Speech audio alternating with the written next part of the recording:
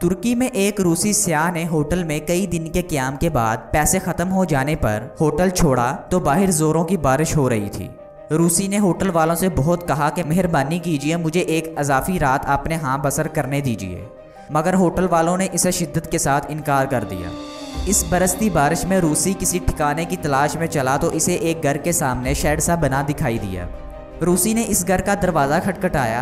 अंदर से एक शख्स के निकलने पर इसे अपना सारा मुद्दा बताया कि अगर इसे एतराज़ ना हो तो वो बारिश के रुकने तक यहाँ ठहरना चाहता है।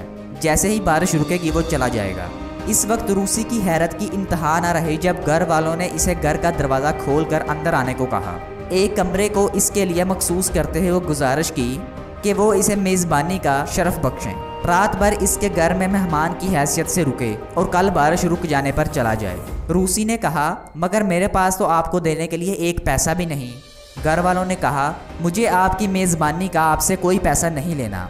हमारा दीन हमें मेहमान की इज्जत करना सिखाता है और आप मेरे मेहमान हो।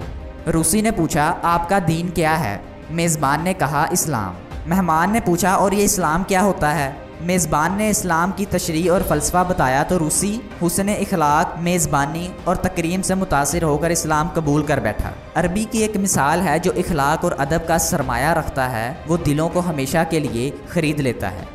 एक दोस्त ने एक शख्स को बताया कि मैं और मेरा बेटा एक जाए नमाज ख़रीदने के लिए दुकान में दाखिल हुए तो सबसे अच्छी और अछूती जो जाए नमाज हमें पसंद आई, इसे हमसे पहले ही एक गाहक उठाए खड़ा था। गाहक कीमत में कुछ कमी और रायत चाहता था, जबकि दुकानदार अपनी बताई हुई कीमत पर अटल खड़ा था।